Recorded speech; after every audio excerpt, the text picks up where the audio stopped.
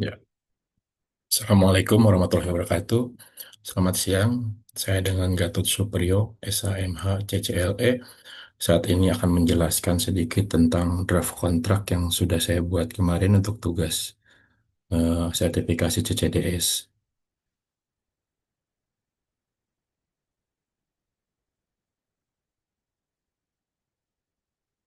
Nah, dalam sini judul kontrak itu yaitu perjanjian kerjasama jasa konsultan hukum retainer. Dilaksanakan pada hari Senin tanggal 4 bulan Agustus tahun 2025 bertempat di Bandung. Nah, di sini ada nama direktur, jenis kelamin, usia, pekerjaan, tempat tinggal, dan nomor induk kependudukan. Dalam hal ini, beliau bertindak untuk dan atas nama PT. Nama PT berkedudukan di alamat PT berdasarkan akta pendirian perusahaan nomor akta, tanggal akta yang dibuat di hadapan dan oleh notaris nama notaris. Selanjutnya disebut pihak pertama, kemudian saya sendiri, Gatot Suprio SHM HDCLE, laki-laki umur 46 tahun, pekerjaan advokat dengan NIK 32730215077900001. Dalam hal ini bertindak sebagai pimpinan dari kantor hukum Prio Konsultan Hukum. Ini selanjutnya disebut sebagai pihak kedua. Ini adalah salah satu syarat dalam perjanjian yaitu para pihak ya. Dari 1320 menyampaikan bahwa syarat sah perjanjian itu pihaknya harus cakap. Nah, ini yang nomor dua. Jadi 1320 syarat kedua yaitu adalah pihak. Kemudian selanjutnya pihak pertama dan pihak kedua secara bersama-sama disebut para pihak. Nah, para pihak setuju dan sepakat mengikatkan diri dalam perjanjian kerjasama jasa konsultan hukum retainer dengan ketentuan sebagai berikut. Nah, ini pernyataan ini adalah bentuk kesepakatan atau 1320 ayat 1320 syarat ke satu yaitu ada kesepakatan. Jadi syarat satu dan syarat 2 sudah terpenuhi di sini. Kemudian di sini ada pasal satu yaitu latar belakang yaitu menjelaskan tentang pihak pertama adalah PT merupakan sebuah perusahaan yang bergerak di bidang tekstil dalam menjalankan kegiatan usahanya memerlukan dukungan nasihat dan pendampingan hukum secara berkelanjutan terutama terkait aspek legalitas, kontraktual dan kepatuhan hukum. Sementara pihak kedua yaitu Prio Konsultan Hukum, di sini adalah kantor konsultan hukum yang memiliki keahlian, pengalaman, dan kompetensi dalam memberikan layanan hukum, baik dalam bentuk konsultasi, review dokumen hukum, pendampingan, negosiasi, maupun penyelesaian sengketa hukum secara non-litigasi maupun litigasi. Kemudian yang ketiga, bahwa para pihak sepakat mengadakan perjanjian kerjasama dalam bentuk jasa konsultan hukum retainer, di mana pihak kedua akan memberikan layanan hukum secara berkala dan berkelanjutan kepada pihak pertama dalam periode dan ruang lingkup yang telah ditentukan. Ini untuk membatasi ruang lingkup dari pekerjaan perjanjian tersebut. Nah, di sini ada pasal 2 dijelaskan lagi lebih detail bahwa ruang lingkup pekerjaan ini ya disebutkan yaitu pihak kedua akan memberikan jasa hukum kepada pihak pertama dalam bentuk satu konsultasi hukum lisan dan ataupun tertulis atas permasalahan hukum yang timbul dalam kegiatan usaha pihak pertama. Kedua, penyusunan, pembuatan dan atau review serta memberikan pendapat hukum terhadap dokumen hukum yang dalam artian surat, perjanjian, kontrak kerjasama, MOU, kontrak karyawan dan legal opinion. Pendampingan hukum dalam pertemuan bisnis atau negosiasi dengan pihak ketiga, mitra usaha, pelanggan atau vendor. Keempat, nasihat dan strategi dalam penyelesaian sengketa di luar pengadilan atau non litigasi. Kemudian yang kelima, menyusun dan memberikan legal opinion baik atas permintaan khusus maupun dalam rangka mendukung kegiatan usaha pihak pertama. Keenam, melakukan pemeriksaan dan audit hukum terhadap perusahaan atau entitas hukum lain atas permintaan pihak pertama dalam hal terdapat kebutuhan transaksi korporasi. Yang ketujuh, memberikan surat somasi atau peringatan hukum terhadap pihak ketiga jika diperlukan.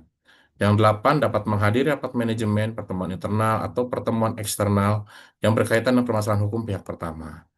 Yang kesembilan, yaitu layanan lainnya berdasarkan permintaan yang disepakati secara tertulis dan terpisah, meliputi pendampingan atau perwakilan dalam perkara hukum litigasi, apabila disepakati secara terpisah dan tidak termasuk dalam biaya retainer ini.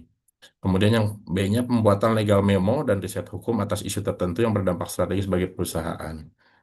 Masa masa perjanjian ini dicantumkan dalam pasal 3 yaitu masa retainer yang berlaku selama 12 bulan terhitung sejak 4 Agustus 2025 sampai dengan 3 Agustus 2026 dan dapat diperpanjang atas kesepakatan kedua belah pihak. Nah, ini tadi saya sedikit lupa untuk ruang lingkup ini tadi disampaikan di pasal 2 ini adalah objek tertentu dalam artian di sini adalah objeknya jelas bahwa apa namanya perjanjian ini ruang lingkupnya adalah ini gitu. Objeknya adalah ini gitu ya. Perjanjian retainer itu mungkin jadi 1320 ketiga syarat ketiga sudah terpenuhi juga. Nah, ini saya lanjut ke pasal 4 yaitu jadwal kehadiran konsultan hukum. Pihak kedua wajib hadir di kantor pihak pertama 1 kali per minggu durasi 2 jam atau pihak kedua hadir setiap Rabu pukul 9 sampai 11. Kehadiran tambahan berdasarkan permintaan pihak pertama harus diberitahukan selama rapatnya 2 hari sebelumnya. Kemudian ini pasal 5 yaitu honorarium. Pihak pertama akan membayar kepada pihak kedua biaya jasa retainer atau honorarium sebesar 15 juta per bulan. Pembayaran dilakukan paling lambat 10 tanggal 10 setiap bulannya. Pembayaran dilakukan dengan cara transfer pada bank. Kemudian biaya retainer tidak termasuk untuk perjalanan luar kota, biaya perkara litigasi, biaya honorarium pihak ketiga, dan pengeluaran lain akan dibebankan secara terpisah atas persetujuan pihak pertama. Pasal 6 yaitu kerja tambahan dan perkara litigasi. Pekerjaan di luar ruang lingkup pasal 2 angka 1 sampai dengan 8 akan dikenakan biaya terpisah berdasarkan kesepakatan. Ini menegaskan kembali pada pasal 2 yang angka 9 di sini bahwa yang namanya ini adalah layanan lainnya berdasarkan permintaan disepakati tertulis terpisah. Nah, ini juga termasuk nanti dengan honorariumnya terpisah seperti itu. Nah, kemudian eh, tadi di pasal 6, selanjutnya adalah pasal 7, sanksi dan penalti. Nah, ini lebih ke apa? Pihak kedua jika tidak hadir sesuai jadwal tanpa pemberitahuan 1 kali wajib menyediakan pengganti atau sesi tambahan.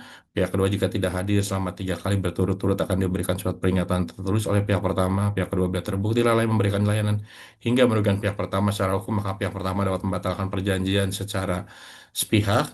Kemudian pihak pertama juga bila terlambat membayar selama 14 hari dari kalender, maka pihak pertama dikenakan penalti pembayaran sebesar 2% dari biaya jasa retainer. Kemudian pihak pertama bila terlambat membayar selama 30 hari kalender, maka pihak kedua dapat menangguhkan sementara perjanjian kerjasama sampai pihak pertama menyelesaikan kewajibannya. Kemudian ada pasal 8 yaitu kerahasiaan. Para pihak wajib menjaga kerahasiaan seluruh informasi yang diperoleh selama pelaksanaan perjanjian ini, baik yang bersifat dokumen maupun keterangan lisan, termasuk setelah perjanjian berakhir dan tetap berlaku selama 2 tahun setelah perjanjian berakhir. Kemudian pasal 9 yaitu pengakhiran perjanjian, sebagaimana disebutkan di awal bahwa kontrak ini berlaku selama 12 bulan, akan tetapi perjanjian ini apabila selama 30 hari sebelum waktunya habis, tapi tidak ada pemberitahuan secara tertulis oleh salah satu pihak bahwa perjanjian ini diakhiri, maka secara langsung maka kontrak akan diperbaharui, nah gitu kan, dan akan diterbitkan lagi perjanjian tambahan berkenaan dengan penambahan waktu dan syarat-syarat ketentuan yang nanti akan disepakati. Kemudian pasal 10 penyelesaian perselisihan. Setiap perselisihan yang timbul akibat perjanjian ini akan diselesaikan secara musyawarah. Apabila tidak tercapai, maka para pihak sepakat untuk menyelesaikan melalui Pengadilan Negeri Balai Bandung. Nah, pasal 11 tentang penutup, perjanjian yang dibuat dalam rangkap dua, masing-masing bermateri cukup dan memiliki kekuatan hukum yang sama setelah ditandatangani oleh kedua belah pihak, yaitu pihak pertama adalah nama direktur, direktur dari PT tersebut, kemudian pihak keduanya adalah saya sendiri, Gatot Subrio. Nah, kemudian di sini juga saya lampirkan ada jadwal lampiran A dan lampiran B, yaitu lampiran A yaitu berkenaan dengan jadwal kehadiran tetap. Di sini pihak kedua wajib hadir setiap hari Rabu setiap minggunya. Waktu visit antara pukul 9 sampai dengan pukul 11. Pihak kedua hadir di kantor pihak pertama. Nah, ini jenis layanan yang diberikan selama minggu pertama yaitu review dokumen kontrak, minggu kedua membuat dokumen perjanjian kerjasama dan surat-surat, minggu ketiga itu mereview kepatuhan hukum di perusahaan, minggu keempat adalah mereview dokumen ketenaga kerjaan dan mengevaluasi tenaga kerja biasanya. Minggu kelima ini tentatif karena tidak setiap bulan ada minggu kelima. Nama advokat yang dapat hadir adalah saya sendiri, nanti ada beberapa rekan yang saya masukkan di sini, nama pengacara lainnya. Kemudian lampiran B di sini ada rincian biaya tambahan. Ini berkenaan dengan pekerjaan-pekerjaan yang di luar daripada perjanjian retainer ini sendiri. Yaitu ada poin 1, yaitu ada transportasi di luar bensin untuk tol dan tiket perjalanan. Di sini ada lokasinya, bila di Jawa Barat maka per orang per kegiatan itu honornya 300.000, minimal 2 orang berangkat. Jawa Tengah per orang kegiatan, B-nya 500.000 dengan minimal 2 orang. Jawa Timur, luar Pulau Jawa. Nah, kemudian Ada akomodasi juga apabila sampai kami menginap di sana, maka perusahaan wajib membayar kami yaitu 750.000 per malam dengan minimal pemberangkatan 2 orang. Nah, sementara ini jadwal visit ini tadi sudah disampaikan bahwa perusahaan memiliki hak hak yaitu 1 minggu 1 kali visit dari kami gitu kan. Sementara kadang-kadang mungkin karena kebutuhan lebih, nah ini akan ditambahkan jadwal visitnya dan ini honor per orangnya yaitu 500.000 per visit. Kemudian ini untuk litigasi, litigasi itu termasuk ada kuasa dan proses. Ini jadi mulai membuat kuasa baru lagi khusus untuk litigasi. Itu honornya 5 juta rupiah per orang dan minimal 2 orang. Kemudian ini untuk pemberangkatan sidang, jadi setiap kegiatan sidang itu honornya 500.000 per orang.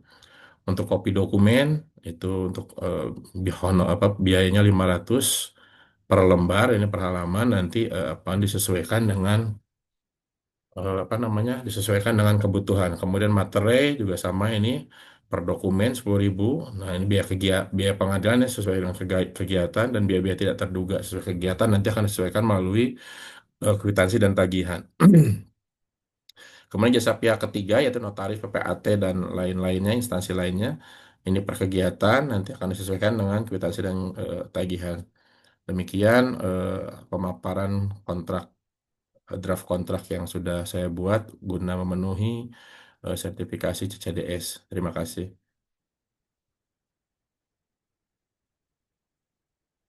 Assalamualaikum warahmatullahi wabarakatuh.